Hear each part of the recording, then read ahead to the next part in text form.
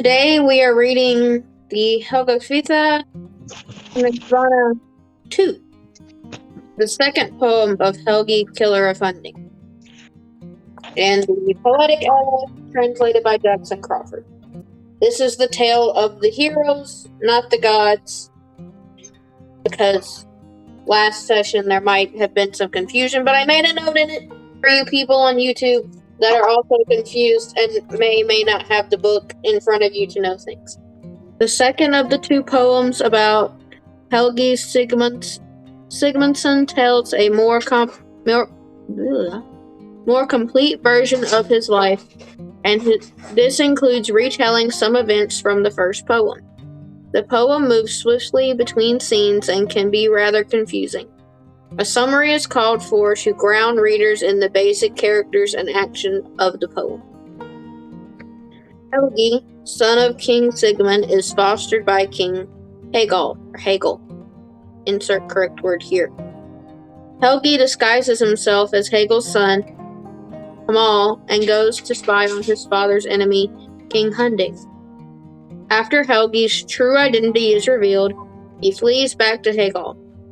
Hunding sends men, including a follower named Blind, to search for him at Hegel's. But Helgi disguises himself as a slave woman. Blind notices that his slave woman has unusually fierce eyes, to which Hegel responds that she is a captured Valkyrie. This ruse allows Helgi to escape capture. Helgi later kills Hunding, and soon thereafter he meets the Valkyrie Sigrun. He pretends to be Hamal once again, but Sigrun recognizes him for who he really is. She tells him that she has been promised by her father, Hogni, to marry King Hrothbrod, and she asks Helgi to fight Hrothbrod for her hand in marriage. Helgi sails with a great navy to do battle with Hrothbrod. Upon arriving at his kingdom, Hrothbrod's brother, Guthmund, interrogates them from the shore, and becomes embroiled in an exchange of insults with Helgi's half-brother, Sinfjotli. Helgi finally stops the banter by urging them to fight with weapons like men. In the ensuing battle, Helgi kills Hrothbrod as well as many of Hrothbrod's allies, including his lover Sigrun's own father and her brother Bragi. Though he spares her brother Dag, Helgi and Sigrun are married. Dag, however, cannot bear to see the killer of his father and brothers alive, and he kills his brother-in-law Helgi with a spear he has borrowed from Odin. The fallen Helgi goes to Valhalla, but returns to his burial mound one night and sleeps with his wife Sigrun there. After his return to Valhalla, Sigrun continues to wait for him, but he never comes back, and she dies in her sorrow. Yet another reincarnation of Helgi is mentioned in the prose note at the end of the poem with an allusion to the poem called The Song of Kara. This poem is now lost. Real quick interjection. If you remember, half of that is what we went through last week in book club when we read the first one of the Hundingsbana. So, King Sigmund, son of Volsung, was married to Borghild from Braland. They named their son Helgi after Helgi Thorvardsson. Hegel fostered Helgi. There was a powerful king named Hunding. Hundland is named for him. He was a great warrior, and he had many sons who went on raids. There was no peace between King Hunding and King Sigmund, and they feuded. They killed one another's kinsmen. King Sigmund and his kinsmen were called the Volsungs and the Ilfings. Yes, that. Helgi went to the court of King Hunding and spied on him in secret. Hemming, the son of King Hunding, was at home when Helgi left. He encountered a man named Hjarthar, and Helgi said, "Tell Hemming that I remember when the armor-clad warriors killed one another. You had a grey wolf with your within your doors, though the king Hunding thought it was Hamal. And with that, we have started. In the words of Matt Mercer, roll initiative and let's take turns. I'll be reading. Who else would like to read tonight? I'll read. Join in. Saga, are you going to set out a reading tonight? Yes, please. Definitely understandable. All right, Fjolnir and Scrubbles, are you two wanting to join us in the reading, or just going to hang out and listen? I am currently at work, but I'm able to listen, so that is what I am doing. Awesome. That works fine. I can read the whole thing. Okay, so I'll we've help got me, Mooney, Matt, and Danny who will read. I'll go ahead and take the next bit, and then we'll pass it off to one of the other two. So, let's see here. Hamal was the name of the son of Hegel. King Hunding sent men to Hegel to search for Helgi, and Helgi could not save himself in any other way than by putting on a slave woman's dress and grinding grain. So they searched for Helgi and did not find him. Then Blind the Crafty said, Hegel has a sharp-eyed slave woman. That's no commoner's daughter who's grinding the grain. She's splitting the stones. She's making the grain basket shake. Now you, crafty young prince, must have fallen on hard times when you're the one who is to grind the grain. It would befit you better if your hand held a sword hilt rather than a grindstone. Huggle answered, It's not much danger if the grain basket shakes when my slave girl moves it. I saw her walking above the clouds, and she dared to fight like a Viking. Before Helgi put her in chains. She's a sister of Sigurd and Hogni. That's why the slave girl of the Ylfings has fierce eyes. Helgi escaped and got away on a warship. He killed King Hunding, and afterwards he was called Helgi Hunding Killer. He went with his army to Brunvagar and raided the beach there and ate raw meat. Hogni was the name of a king. His daughter was named Sigrun. She was a Valkyrie and rode over wind and sea. She was the reincarnation of Svava. Sigrun rode up to Helgi's ships and said, Who commands these ships at this shore? Warriors, where do you call home? What do you want in Brunavagar? Where have you thought to go afterwards? Someone wants to pick up on 6? Yep. I am Dame Hamal, said Helgi, and I command these ships. We come from Hilesi. What we want in Brunavagar is a good breeze. We mean to sail east from this place. Sigrun said, King, where have you fought battles? Where have you set a table for the ravens? Why is your armor blood-soaked? Why are you helmeted warriors eating raw meat? Helgi said, The latest news of what I and Ylfing have done west of the sea, if you really want to know, is this. I fought a bear-like men in Bragalund. I fed the eagle's nestlings with the point of my spear. Now, lady, I've told the story of how I came to eat raw meat on my ship. You speak of war, said Sigrun, and I know it was Helgi who caused the fall of King Hunding. There was a battle then, you both avenged kinsmen, and blood ran freely on the sword blades. How do you know, said Helgi, wise lady, that it was Hunding and I who had kinsmen to avenge? There are many fierce sons of kings who are not unlike me and my kinsmen. Sigrun said, Warmaker, I was not far away from that killing place yesterday morning. But I think you're wise, Helgi, son of Sigmund, since you speak of your deeds in riddles. I sought you once before on your long ships when you stood on the bloody prows amid the rolling cool waves. Now you want to conceal your name, but I am Hogni's daughter. I recognize Helgi. Granmar was the name of a powerful king who lived in Svarenskjog. He had many sons. The first was named Hothbrod, the second Gudmund, the third Starkath. Hrothbrod met with other kings, and Sigrun, daughter of King Hogni, was promised to him. And when she learned this, she rode off with her Valkyries over air and sea to find Helgi. At the time, Helgi was at Logafjol, where he had fought against the sons of Hunding. He killed Alf and Eivulf there, as well as Hjorvarth and Havarth. He was in extreme battle rage and sat beneath the eagle stone. There Sigrun found him, and she ran into his arms and kissed him and told him her errand, as is told in the ancient poem of the Volsungs. Sigrun sought the glad king. She sought the king's hand in her own. She kissed that helmeted king and greeted him and Helgi took a liking to her. She said that she loved Helgi with all her heart before she had even seen him. I was promised, she said, to Hrothbrod, but there is another king I would rather have. Warrior, I fear my father's anger, but I have disobeyed him regardless. Sigrun did not speak of her own love, but she said she wanted Helgi's love. Helgi said, pay no mind to your father's anger, nor to the ill will of your kinsmen.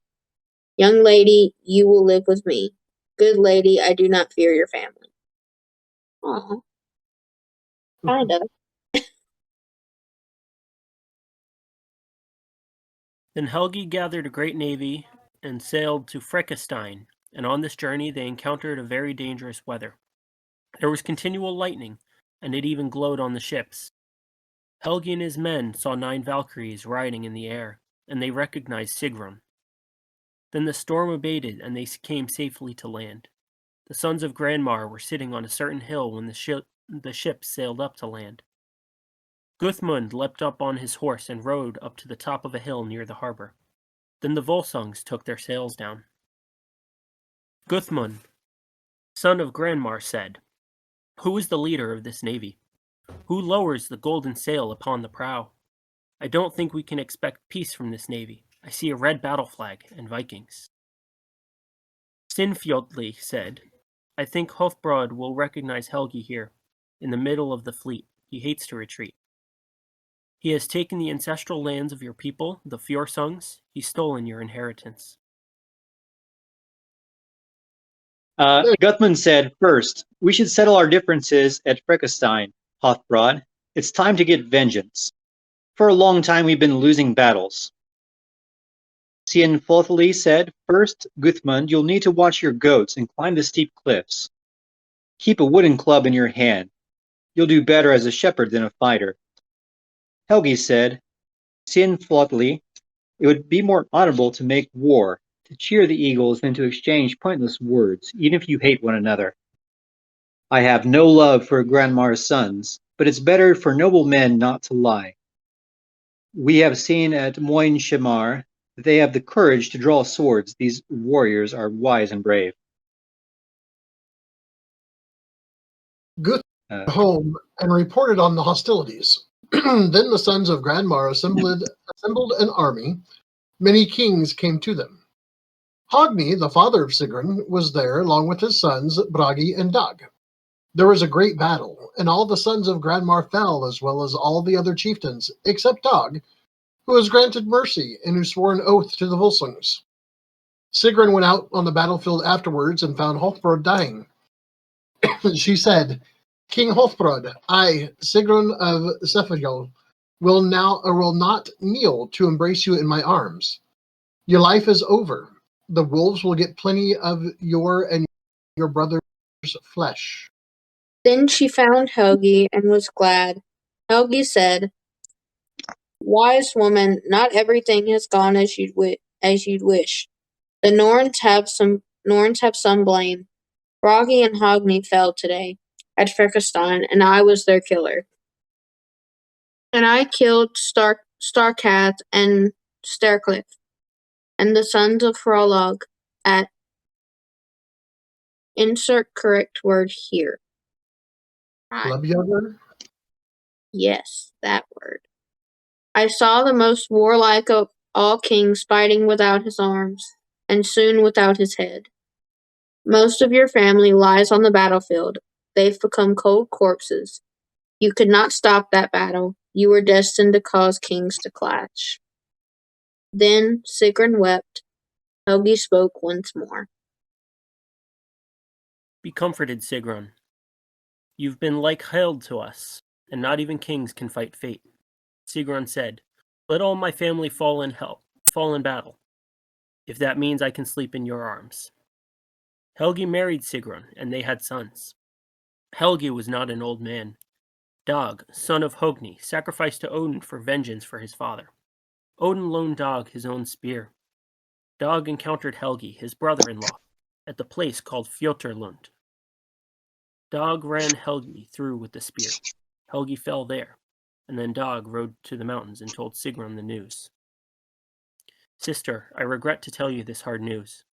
I have been forced to make my own sister weep. That king, who was the best in all the world, who stood on the necks of many fallen enemies, fell today in battle at Fjoturlund. Sigrun said, all your oaths, the oaths you swore to Helgi, the oaths you swore by the sea, and by the cool stone of Un, will come back to bite you. A ship will not sail if you are on it, even if it has the most favorable of winds.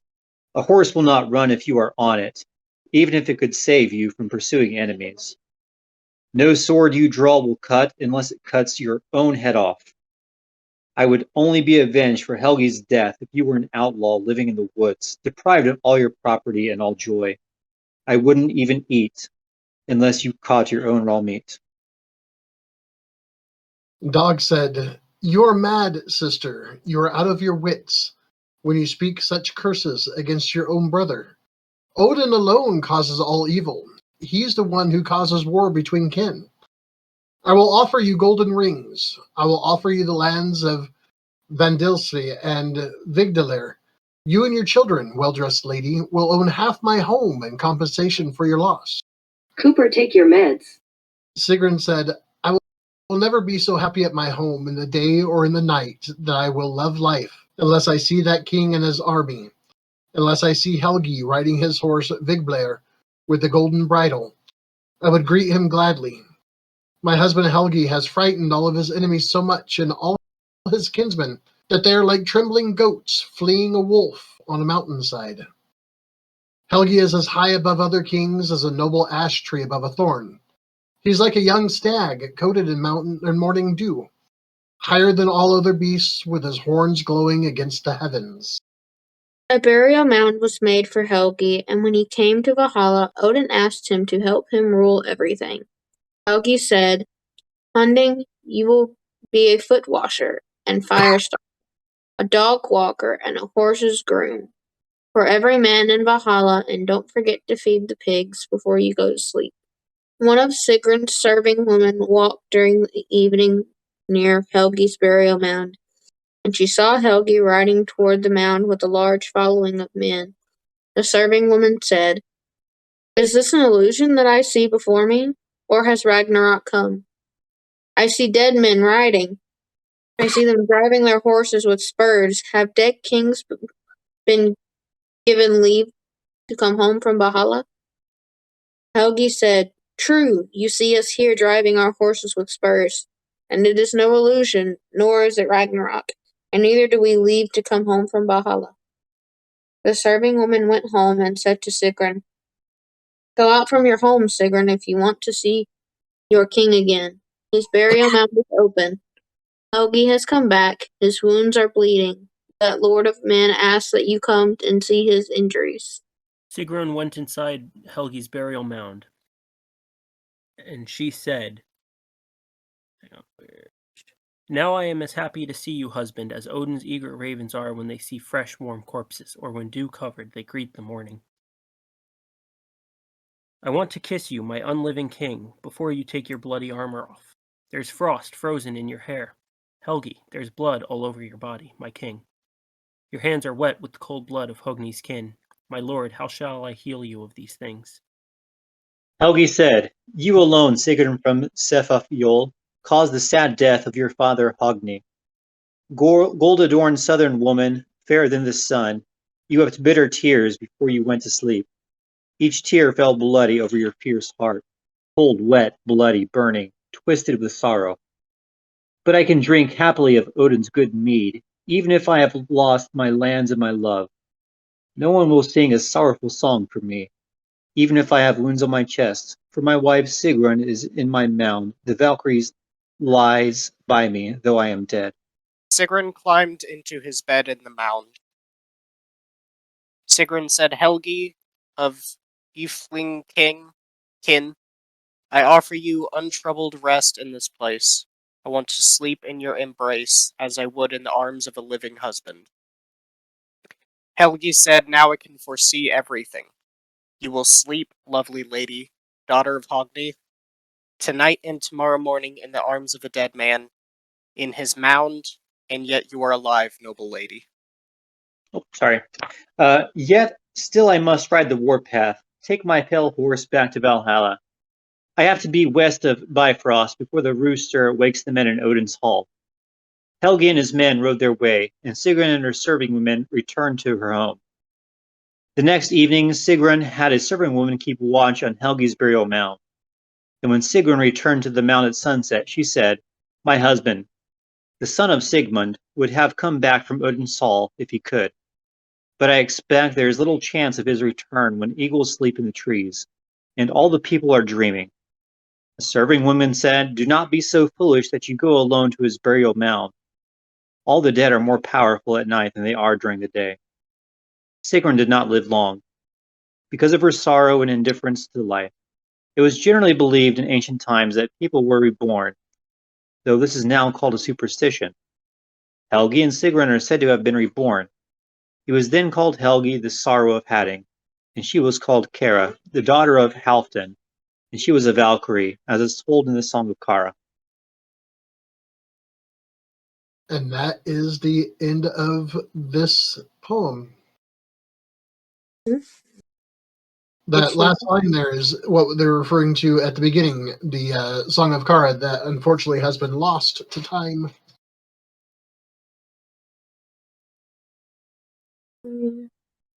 So, that was an interesting book. What?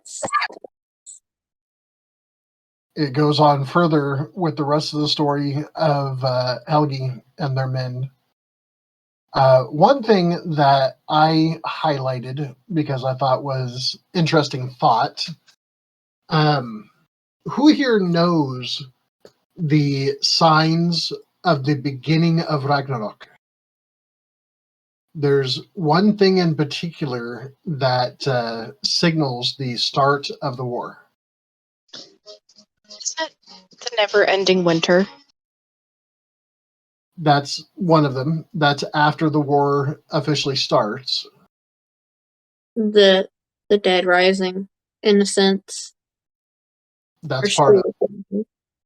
Before any of that starts, there are three roosters who crow. Have you guys seen this? I wrote down, I was like, there's a rooster? Question mark? What?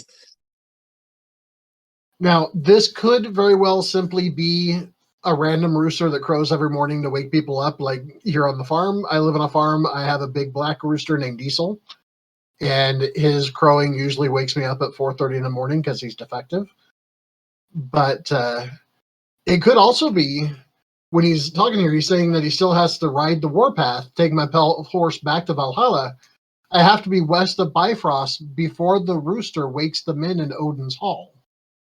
Is he talking about just the typical morning rooster, or is he saying he has to be home before the three cocks crow to start the war itself? Interesting thought that caught my attention.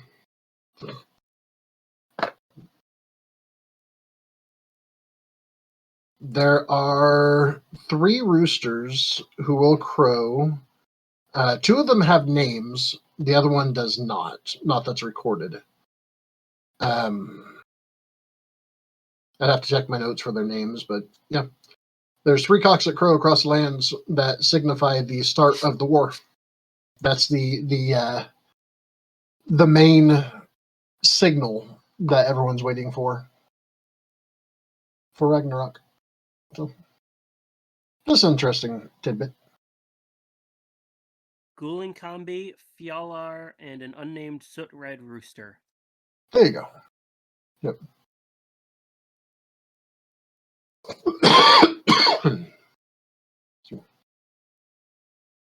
So what are other thoughts that y'all have from this book? The part about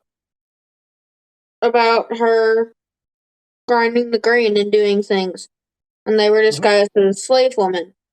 It reminded me of another story in the Edda that I'm trying to find, that I'm like, who was it? What was that thing that they did? I couldn't put my finger on the name, and so I'm looking for it now. It's the two servant women of the king, right? Mhm. Yeah, and they killed that guy. They killed him, and they got out and stuff. And I'm like, but which one is it? And is it like the same names and stuff, or? Are you talking about the one with the two slave girls who are doing the magic grindstone to grind out the wealth for the king? Yes, that. Yep. That's in Grodasonger. That was back in October. October 27th is when we read through that story. I know that because I still have the webpage open for the book club recordings, and the brand new table of contents that I put in today has Grodasonger on October 27th. So if you want to go back and review that part, look at Grodasonger on the webpage. Yes, because I'm like, I see the thing. I will have to find it later because my book is falling apart. Right. I guess it got. Grodasonger. Two young slave girls brought in Sweden by the Danish king Frodi. Girls are brought to a magic grindstone to grind out wealth for the king and sing for his household. The girls ask to rest from the grinding, but are commanded to continue. Undaunted by their benevolence, the girls proceed to grind and sing, wishing wealth and happiness for the king. The king, however, is still not pleased and continues to order the girls to grind without interruption. King doesn't know who they are. They reveal that they are goddesses. Recount their past deeds, including moving a flat-topped mountain and revealing they'd actually created a grinding stone they're now chained to.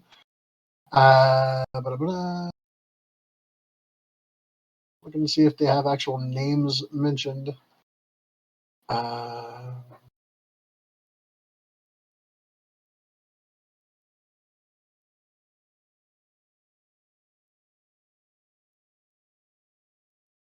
I don't see anything about actual names of the girls.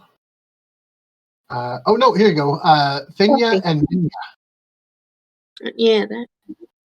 Yeah. About two enslaved girls named Finya and Minya who are big and strong. Mhm. Yeah. That's actually the in the Prose Edda where Snorri tells that story as well. So, Yeah, the names of the kings there are Hrolf and Halfdan. They Right. still sound very similar to me, and that study is needed. That's what that Right. is. It's fun to So- find little trails like this where they correlate to each other. Mhm. Any other questions, comments, concerns, observations? They mentioned.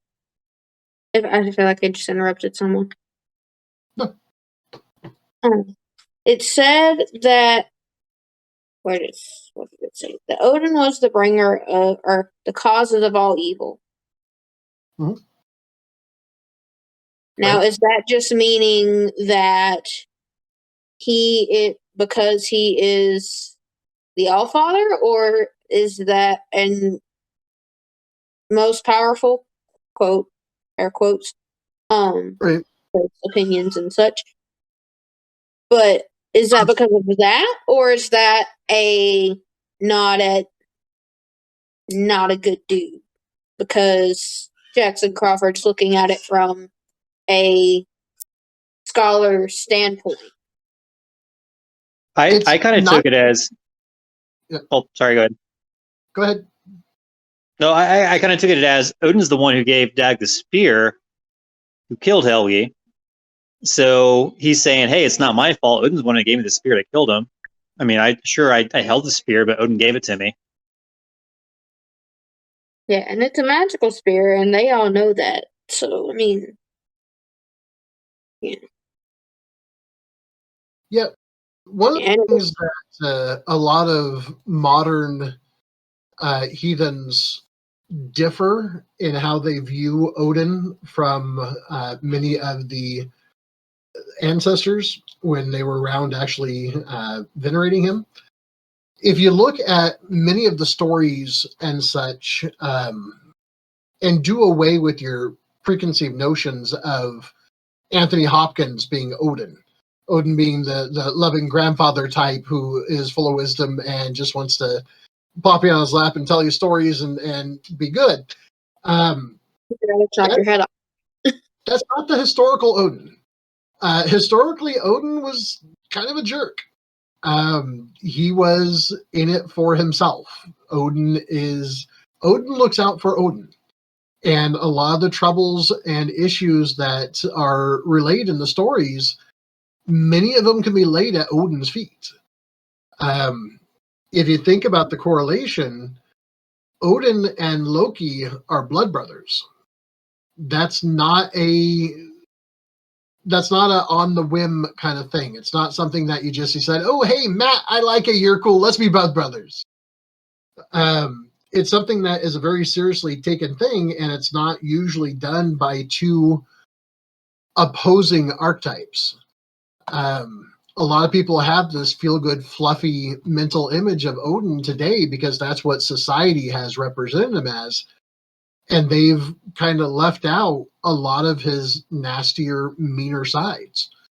Back in the day, the people knew it. The people were well aware and didn't have that romanticized notion of the Allfather being the loving Allfather. He was the Allfather because he was the father and leader of the gods.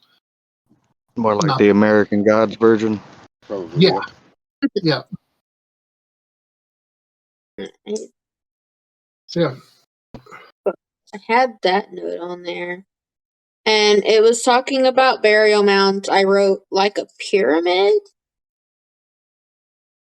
Burial mounds. Burial mounds are found all across Europe. They're basically just at their mounds. We have several here in the States as well. There's, you're in Oklahoma, is that right? Me? No, I'm in Texas. You're in Texas, right? I believe north of Oklahoma, there's a couple well-known burial mounds. It's literally a mound of dirt that has chambers inside, kind of like a pyramid, but not constructed in that manner. Think more big pile of dirt than building. Dan, you had something? Think like if they took a normal burial that we think of as normal and just kept adding dirt. Yeah. Till you get a hill. If You I know remember what tombstones correctly, are? the History of Heathenry course actually has some pictures of burial mounds in it. It does. Yes. I forgot. I just realized I forgot to do the bell. It's okay. I'll do it on the way out. It's fine. You and your bell. Nice. Do you know what cairnstones are? You have a role now that is above Craig, so you should be able to command Craig. Sweet. Awesome. Anyway, I was. Yeah, Heather, do you know what cairnstones are? The big piles of rock when they bury someone. They stack up a whole bunch of rocks in a pile on top of them. Think that, but with dirt. And a lot bigger. It's heavier and harder to get out of. It's preventative. Preventative measures. I also wrote down here next to stanza 38, because they just They just talked about ash trees, and I wrote very important tree. The ash. Yep. Yes, In ash Norse trees. mythology, the ash is what's thought to be Yggdrasil at times. The what they were talking here. You said 33? 38. 38. Okay, let's say 33 is talking about cutting off his head. 38, Helgi is as high above other kings as noble ash tree above a thorn. He's like a young stag coated in morning dew, higher than all other beasts, with his horns glowing against the heavens. The noble ash tree above the thorn. Thorn bushes don't grow very big. They're bushes, whereas the ash tree can grow massive if you leave it alone long enough. So it's giving a visual depiction of his standing above everybody else. I just thought it was note for YouTube folks because they're probably listening because they're learning Norse mythology and all that good stuff for one reason or another. Very important tree. Right. What strikes me more is the next, where it says a burial mound was named for Helgi, and when he came to Valhalla, Odin asked him to help him rule over everything. So here's Helgi, this human god or human king, who gets slain, goes up to Valhalla, and Odin honors him so much that he says, "Hey, you want to be vice president?" You want to know what that reminds me of? What's that? Christianity's Jesus, but more Kind of. violent. Yep. So knowing the original author of, what do you think his spirituality played a part in that particular line?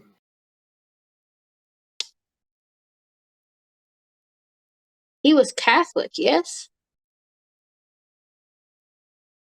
He was Christian. I believe at the time it was Roman Catholic.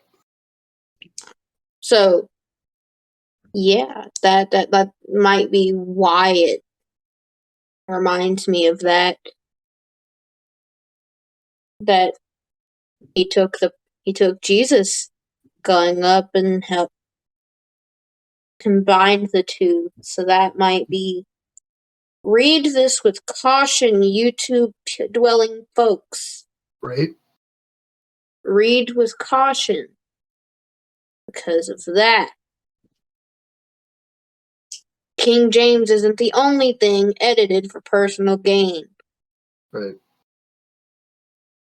Okay. Any other questions, comments, notices? Anything else stand out for anybody?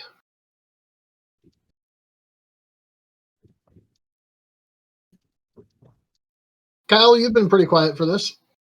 Well, I was thinking, I was sort of in and out, but there's a part somewhere in the poem where, and I don't know his name.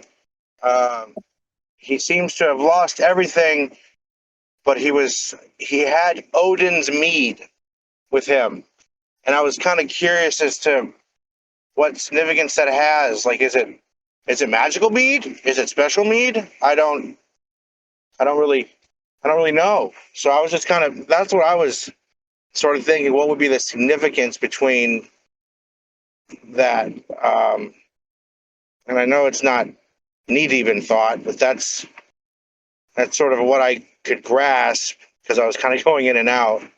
Sure. But it reminds me of someone who has nothing yet can rely on faith to continue to survive. Now, I don't know if that's what Odin's mead may signify, or maybe it could be some sort of spiritual experience of some type.